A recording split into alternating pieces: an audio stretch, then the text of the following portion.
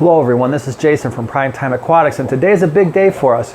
We're going to get that second 75-gallon set up because these electric blue Jack Dempseys are going to have a new home, and that's going to be their new home.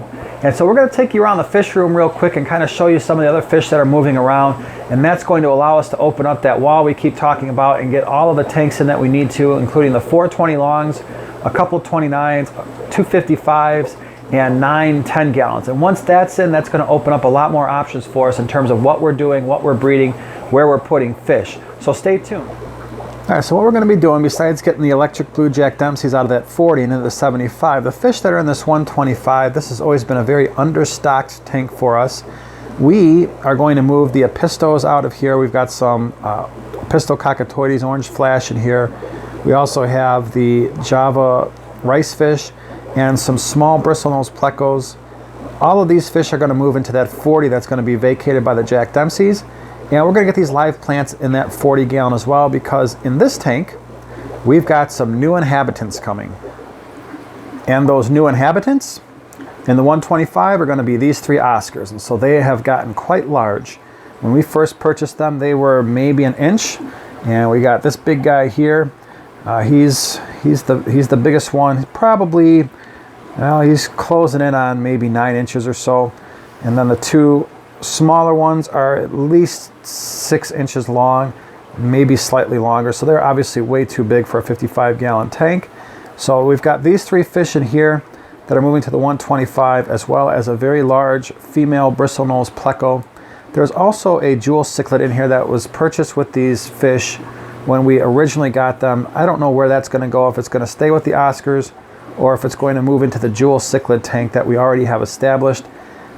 We'll have to wait and see. So stay tuned, and we're going to go ahead and get all that stuff done today. All right, everyone, so here we've got the second 75. We did purchase this new. It's just something I prefer to do. I could find it a lot cheaper, I'm sure, on Craigslist. But if we're going to be keeping these tanks for many, many years, I just want to make sure that it starts out in the right condition. So we're going to go ahead and get this tank painted. We've got to get the substrate in.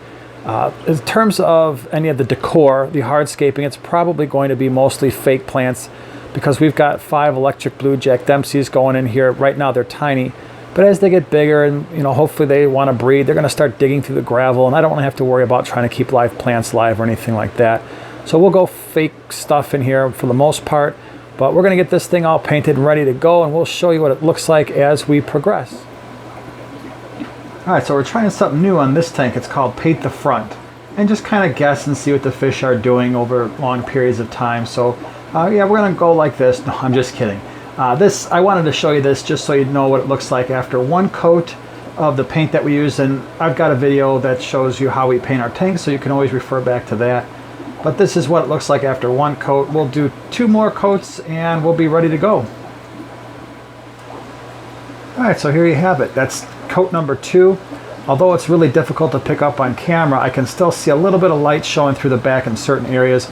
So we'll give it 1 more coat, a 3rd coat, and then we'll get this tank turned around, get the hardscaping done, get the water in, and get the fish in. All right, so one of the things we do when we are getting ready to set up a tank, we get everything in place. Again, fake plants, fake everything, because we got fish that are going to be digging a lot. So we put everything in place and just kind of make sure the layout is the way we want it before we start putting water in there. It's just easier to do it this way. And again, the plants that I bought, they're fake, but they're weighted at the bottom, so they will stay down even if they get dug up. So that's kind of a beneficial thing. So we got the sponge filters ready to go, the heater's in place, everything's ready to go. Next step, let's get water in there and get everything else plugged in and get air flowing. Okay, so the very fact that we're looking at this empty 55 means that we successfully completed our day's tasks. And for the most part, the boys caught all the fish except for 1. So let's take a look and see what we did. So here are the double 75s finally up and running. And so this was the one we did last time. And you can see it cleared up pretty nice. The sponge filters did eventually finally sink. And then if we pan up, we have the electric blue Jack Dempseys in this 75. And I wanted to show you, if I can, look how much darker the electric blue Jack Dempsey's got on the darker substrate, even though it's not completely dark and they're not completely used to the tank.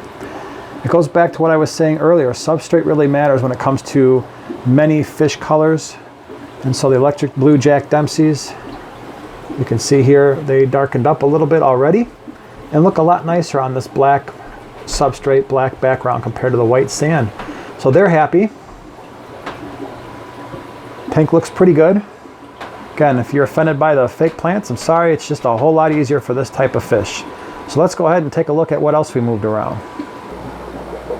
And then here we have the 40 that used to house the electric blue Jack Dempseys with all kinds of glare. Sorry about that. And if you were offended by the fake plants in the 75, these are all real plants that came out of the 125. We have our Java rice fish that were in the 125 up here. And then we have the Apistos, Pistocockatoides. There's one of them. And now these guys are going to do the opposite. They were on a black substrate. Now they're on white sand, so they're going to lighten up a little bit. And we can see that happening. And there are two more. There's another one. Of course, they just moved in not too long ago, so they're freaking out about it right now. But hopefully they'll darken up a little bit, get more comfortable, get those plants growing. So that's the 40. And then here we have the Oscars. And so now the Oscars are in a 125. We've just left the jewel cichlid in there for now. I know they don't even come from the same continent, but it's working, and so we're just going to leave it that way, and eventually we'll move him out. There's also a couple of large bristlenose plecos in here. Now we've got a large male and a large female.